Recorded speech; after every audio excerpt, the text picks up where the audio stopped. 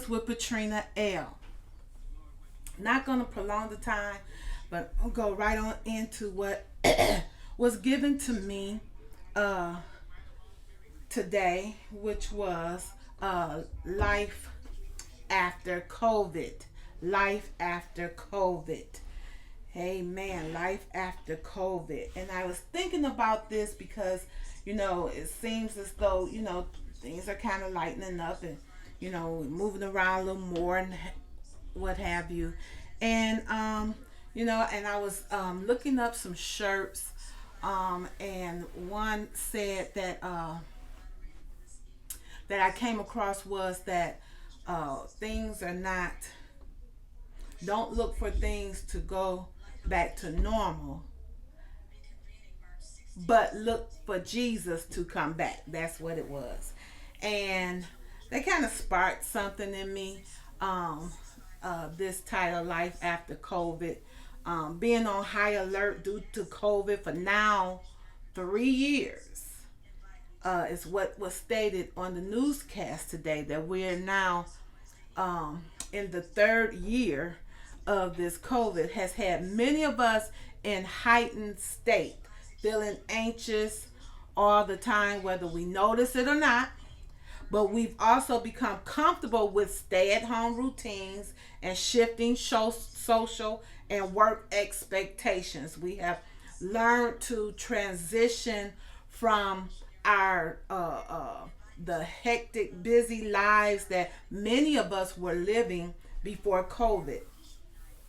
And many have had to experience the transitions of their loved ones.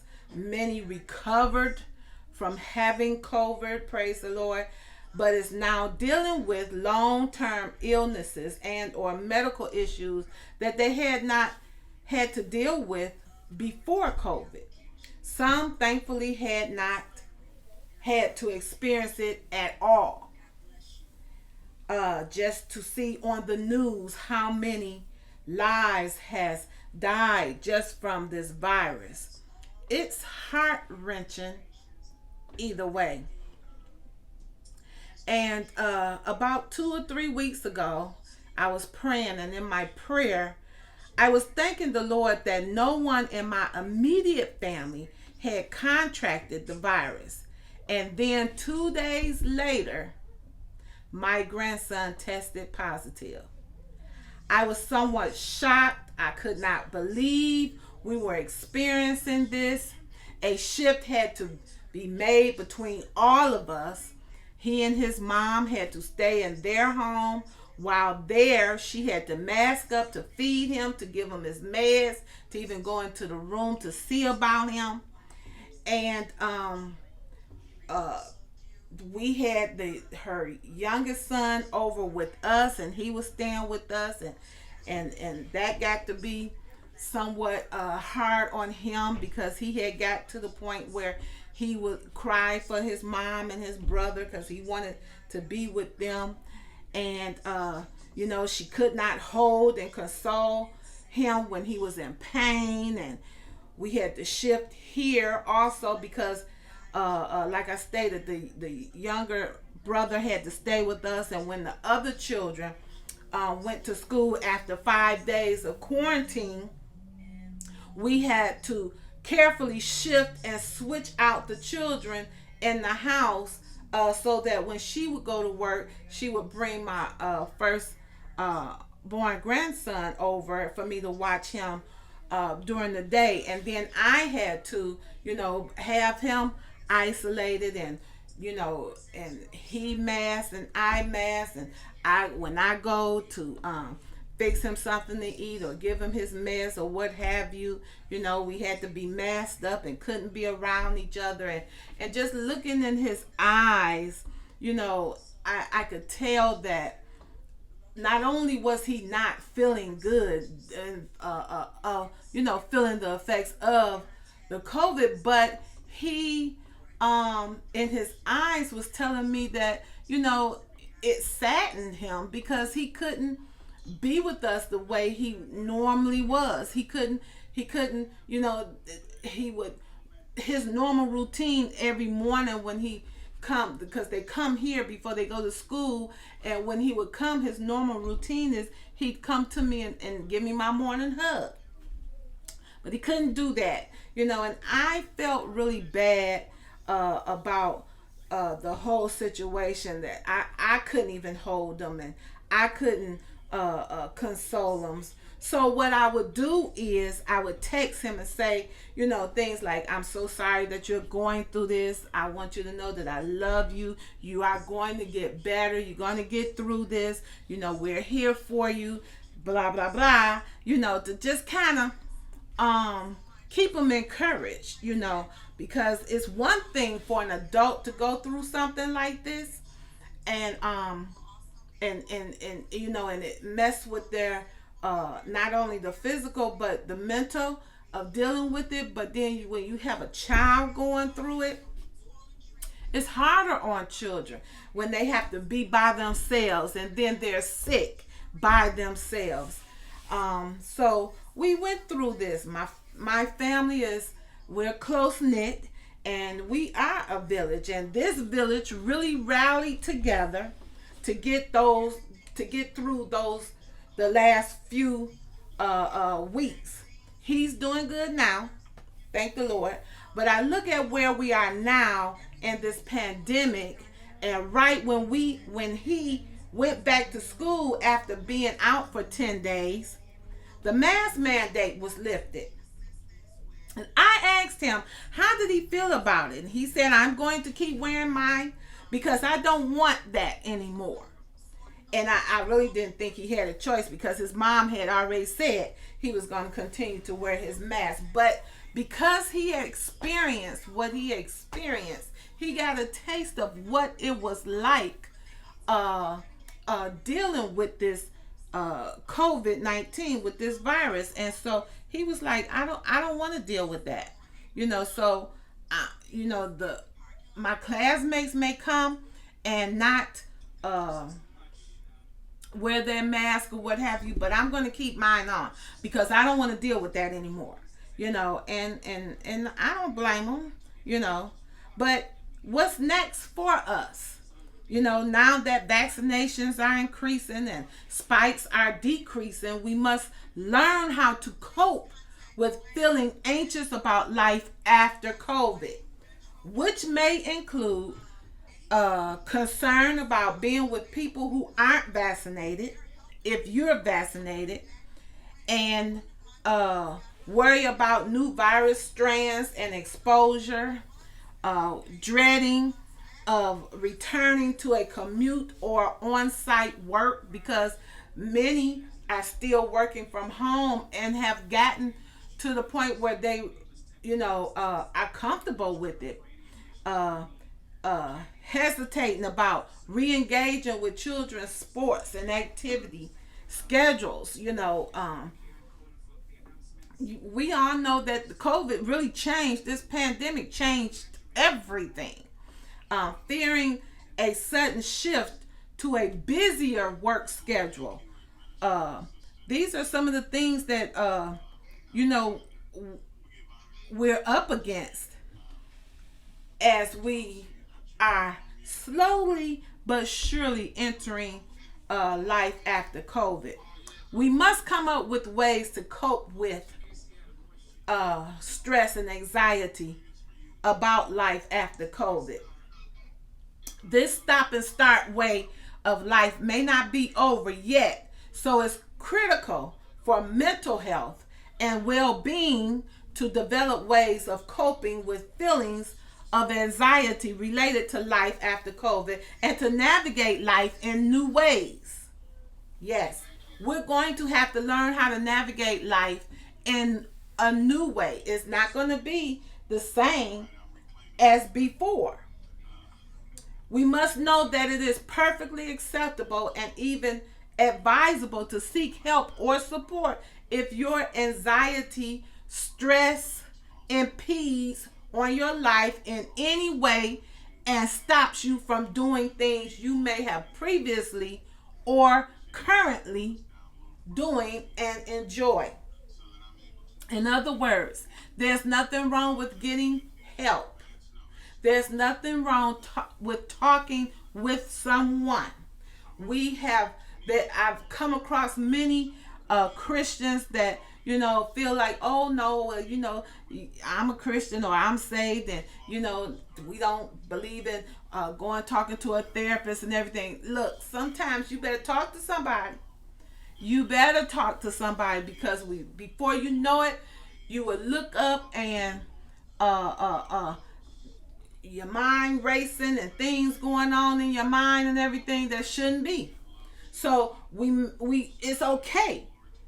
It is acceptable to seek help if need be.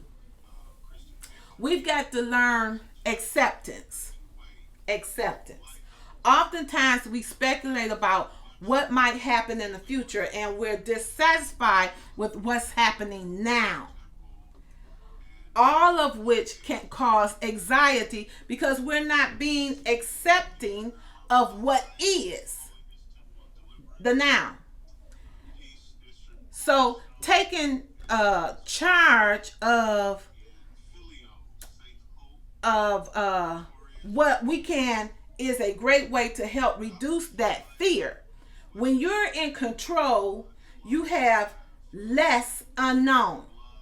When you're in control, another way to ease feelings of unrest is to tell yourself and others that this too shall pass, or develop your own saying that will bring about a stress and or anxiety release.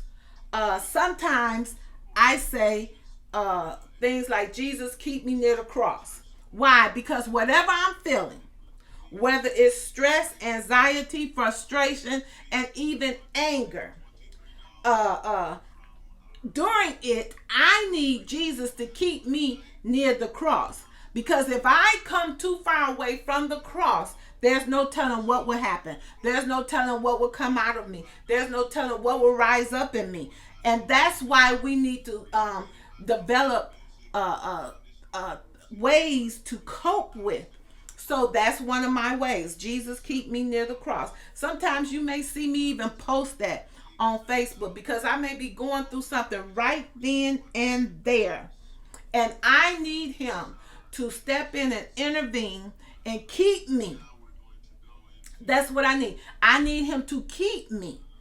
And we ought to strive to stay under the blood. We ought to strive to stay under his wings. So, yes, I say, Jesus, keep me near the cross, because near the cross, it'll keep me from doing or even saying something that maybe I should not say or should not do.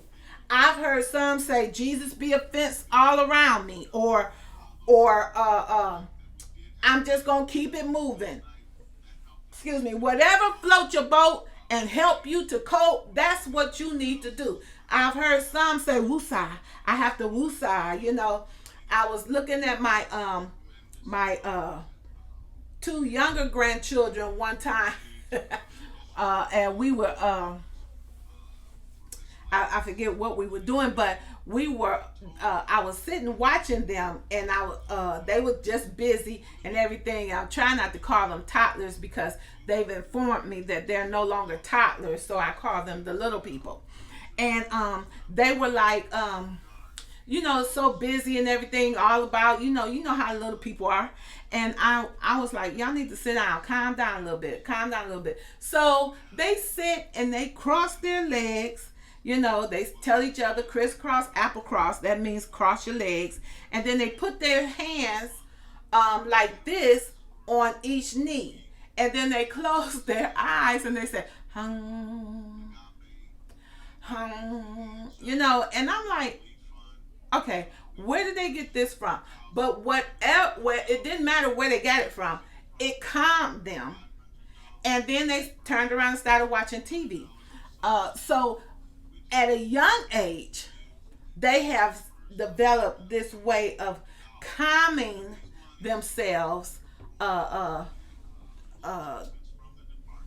accepting the fact that, okay, Murph said to calm down, or Mama, or granddad, whoever said we need to calm down. So we need to bring it down and relax a little bit and, get it together.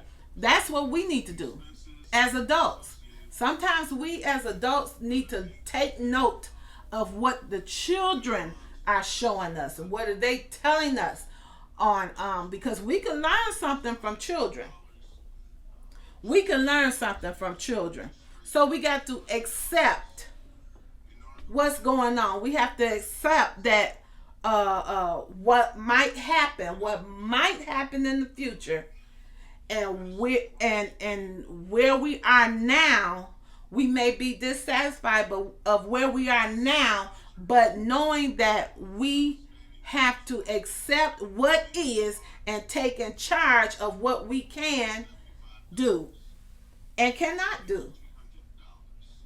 We need to breathe work or meditate. If you've already picked up this habit of meditation, then I think that you're well on your way to making a lifelong practice. I had to learn that in this pandemic that I didn't have a problem with meditating on the word before the pandemic, but what I'm saying now is I had to learn to just meditate enough to just be quiet, to allow my house to be quiet, and sometimes just sit and relax and take some breaths. So, and using the breath to relax the body and mind is an ancient practice. And you can do it anytime, anywhere, as often as you like. There are different variations on breath work. One example of exercise is 4-4-4. 4-4-4, which is inhale through the nose deeply and gradually for the count of 4. Then hold your breath at the top for a count of 4. Then exhale slowly through the mouth, making a loud blowing sound for a count of 4. And there you have the 4-4-4. Sometimes we have to do that. I've learned that you don't always have to have noise around you. And what I mean by that is during the day when my husband is at work, the kids are at school, and I'm normally by myself at home, I no longer have to have the TV on all day just going. I no longer have to have some type of noise or whatever going on. And a lot of times here lately, I may not even turn the TV on to actually sit and watch it till either late at night, or I may just wait until the weekend and just go through and catch up on all my shows that I've recorded. But sometimes we've got to be quiet, because in our quietness we can hear God. In our quietness we can hear instruction from Him. And we need to learn to do that. Some have meditation apps that they would download on their phone, and listen to calming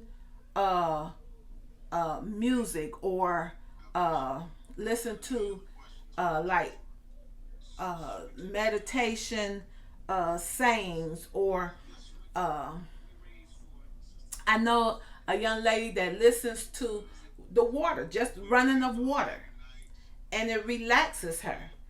And whatever it takes to relax the mind, the body, the soul, so that you don't get so stressed that you have now developed a headache, you've developed some type of illness. Because look, many times, many years, we've heard, well, stress can take you out. Stress can take you out. But I don't think that people really, really took it serious until we got in where we are today in this pandemic. Because stress will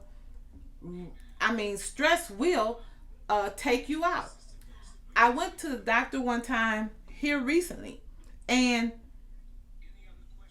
this was the very first time of me going to the doctor. And I went to him, and I went because I was experiencing like some type of like pins poking me from the inside of me, and it was like all over.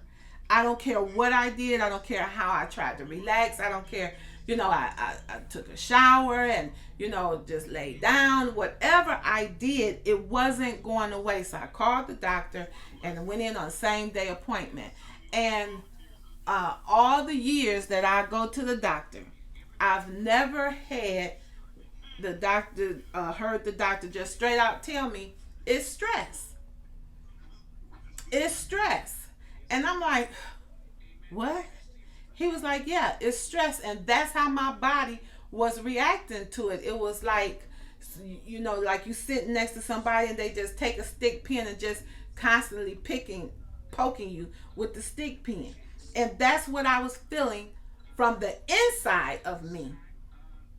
And I rubbed and kind of scratched and whatever, and it wasn't going away.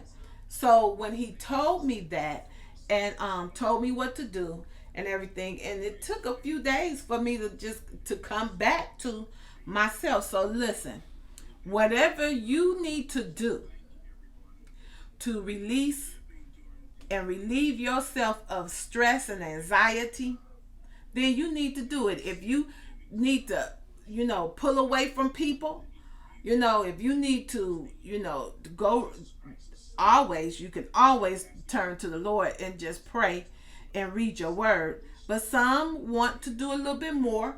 That's fine. But whatever it is that you need to do to release that stress and anxiety, look, you need to do it, because now like I said, the vaccinations is up and the numbers are going down, and I have not heard any declaration from the government that we are officially out of the pandemic. But as we are slowly but surely coming out of it, things have changed. We've realized that, people that were making six figures on their jobs have just up and resigned and started their own businesses. We've learned that systematic injustice do exist.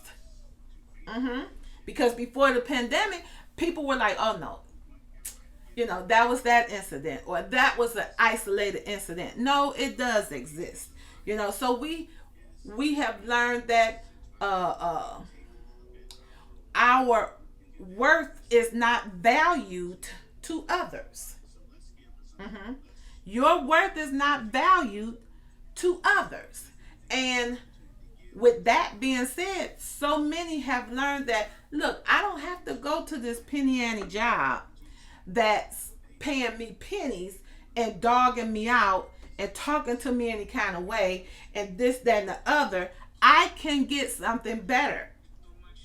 And they have gotten better. And, my mother and I were at one of her appointments, and one of her doctors stated about he was looking for a receptionist and a medical assistant. He said, because people don't want to work.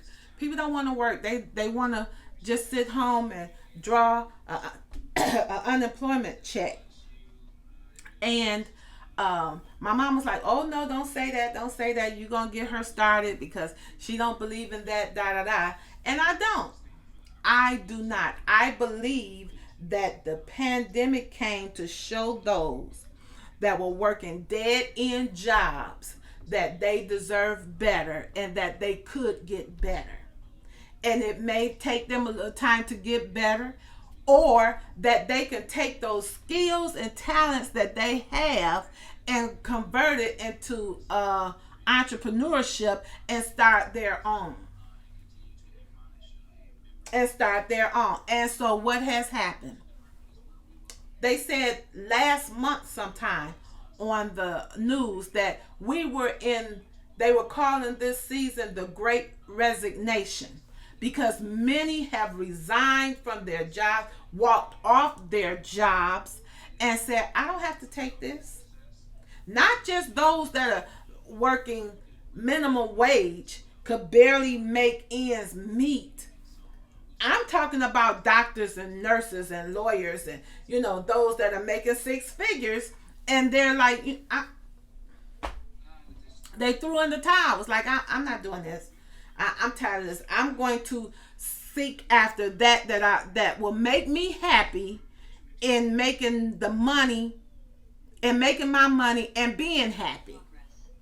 Because it is a miserable thing. I don't know if any of you have ever experienced this, but it is a miserable thing to get up and force yourself to go to a job that you know that you're not appreciated of your work, that you're not being paid your worth. And you go in and you dealing with all kinds of stuff. Being talked to and mistreated any kind of way. Being some of them dealing with racism on their jobs. So the pandemic not only came with this killer virus, but it also awakened many, I believe. That's my belief. We also got to have self-care. This may be one of the greatest gifts of the pandemic, as self-care is no longer on the sidelines of people's lives, but rather it is unapologetically prescribed for everyone every day as a way of coping with the pandemic and its effects. I didn't hear so much of self-care before this pandemic. I didn't hear much of loving on yourself before this pandemic. So you may have already prioritized self-care, such as paying attention to personal hygiene, being more physically active, going outside for fresh air and a walk, reading a book quietly in the morning, or engaging in a hobby like gardening or cooking. Or even, guess what? Coloring books. I never went for the games on the cell phone. When you see the people playing games on the cell phone. And guess what now? I have my little games that I've downloaded on the cell phone. And some nights, before I go to bed, I'll open up my app and I'm going to play a game. And before I know it, I'm relaxed, I'm chilled and everything. And then I have to tell myself, okay, it's time to go to bed. It's time to close it out. Time to put the phone down. But that has become my unwind. And whereas before the pandemic, I was like, I ain't got time to be playing no games, and watching others sit up and play games. And I'd be like, seriously, that's for kids, or, No, now I see what it does for you, not just as relaxation, but even mentally, because if you are playing a game and you're focused on what you need to do, that kind of help keep your mind sharp. Communication. Some anxiety related to life after COVID may be alleviated by simply communicating with people you're planning to spend time with. Let others know that your masking is still important to you, and that when you come together, you would prefer that they mask as well as yourself. uh, that you prefer to get together with smaller groups. Whatever puts you most at ease, just say it. Uh, that we your that way your mind won't be racing with what ifs and concerns about getting together with people. Regardless of people's practices, for the most part, everyone wants to respect others and wants uh, the respect in return, and that's what's important to them. So we got to communicate. If you're being invited to different functions and events and you're not comfortable with going into large crowds or what have you as of yet, there's nothing wrong with communicating that. Nothing wrong with communicating that. And then what we also need to do is selectivity. Selectivity. There's no need to jump back into a way of life that no longer serves us. If you had a hectic schedule before the pandemic and are feeling uneasy about demands being placed on you, make sure you're being selective about activities and outings and whom you spend time with. If you haven't been out to eat for many months, maybe a brief coffee date with a friend is all you can handle right now. And it's okay. If that person cannot receive that the way you feel about it, then maybe you need to rethink the relationship. Maybe you need to rethink the relationship. If you're being invited to large gatherings and decide whether you'll be able to enjoy yourself in that environment or if you prefer to pass for now or perhaps stay for just an hour or two, that's your prerogative. But I wouldn't be going anywhere that I'm going to feel uncomfortable being there and constantly wondering the what ifs. What if this person wasn't vaccinated, or I'm not even going to think about the vaccination because you can still contract COVID being vaccinated. It just supposed to prevent you from getting going as far as being hospitalized. So I'm not gonna go and sit someplace and be concerned, be worrying about what if this and what if that. If I'm not comfortable going, I'm just gonna say I'm not. No, I respectfully decline, or I'm not going. You know, if you have to RSVP, then I just won't RSVP. But it's okay. And if that person that invited you or that group that invited you, if they're not respectful of your decision of how you feel about how you're going to handle yourself going back into gatherings and events, then like I say, maybe you need to rethink the relationship that you have with them. Take note of what feels right for you and guard your schedule in the same way you have been doing in this pandemic. One outing per week with a friend may be just enough, but 2 or 3 get togethers every week might be too much. So you have to determine that. And only you. You have to be selective. You have to say in how much or little you wish to engage with life after COVID. Remind yourself that you can handle whatever life brings. I mean, let's face it.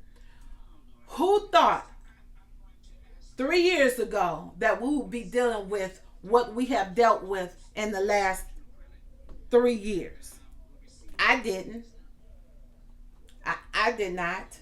You know, we have learned that we have more to say about our lives than we thought before COVID. Because before, I've watched some complain about what they were going through on their job, and they didn't speak up. They just took it, took whatever was issued out, took whatever was dished out to them. But now, uh, people have gotten backbones. That's what I call it, backbones, and can stand up and say, you know what, I'm not taking this. I'm not going to be dealing with this. I don't have to, because I'm just as grown as you. And people, when they really and truly, you look at it, people look at you, when you take a stand, you would get more respect. You would get more respect. So, life after COVID. Think about it. Think about what it is that you need to do to cope with the stressful moments, that anxiety that comes on you, feeling overwhelmed. I have experienced, I think, every emotion that there may be in the last 8-9 months. In the last 8 or 9 months, I've experienced, I believe, every emotion that exists in the last 8 or 9 months. And I'm not even ashamed to say that sometimes in my moment of feeling overwhelmed, I just get in the corner and cry. That's my release. And then I just have to move on. And sometimes I just lay there at night and cry. And then put on my worship music and put my earbuds on and listen to that, and allow the worship to rock me to sleep. But that's some of the things that I do. You have to come up with what suits you, and know that life after COVID will not be like life before COVID. It's going to be different. It's going to be a new thing. As they say, a new norm. It's going to be a change. And think about your life and what you've experienced in your life before COVID, what you were doing before COVID. Think about it and ask yourself, do I really even want to go back? Do I really want to even go back to the way it was? I mean, were you really happy with what you were doing in your life at that time? Something you need to think about. And when you think about how you were at the time before COVID, and think about where you are now, and have realized that, oh, I do have a few gifts. I do have a few talents. I can do this. I can do that. You know.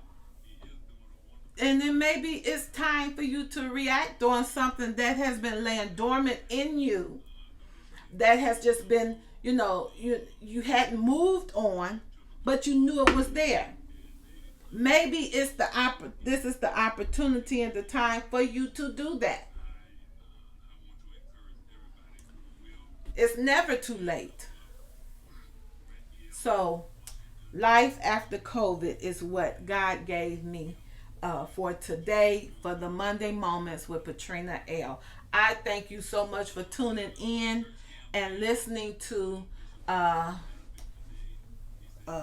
me on this evening. I pray that you have a blessed evening, and thank you so much. Listen, share, like, comment Monday Moments with Patrina L. Let somebody know about this show and this broadcast, and invite them in. We would love to see them join in on Monday Moments with Patrina L. Thank you so much again for tuning in.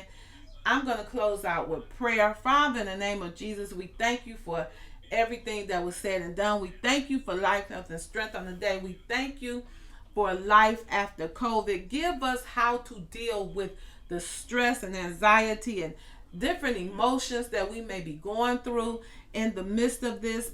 Give us how to handle it, that it will not take us to the point where we end up in depression and not knowing how to cope with what we're dealing with, our different emotions. But Lord, we ask, oh God, that you lead and guide us in the path that you would have us to go. Even direct us individually as to who we could confide in, knowing that what we have confided in them will not be spreaded abroad, but it will be somebody that you have led us to, that we will be able to talk to and feel comfortable opening up to them, and that they will be able to respond to us in the way that you would have them to respond to us, and it will be received. We thank you for all things. We thank you for what you're doing right now. We thank you for what you're going to do.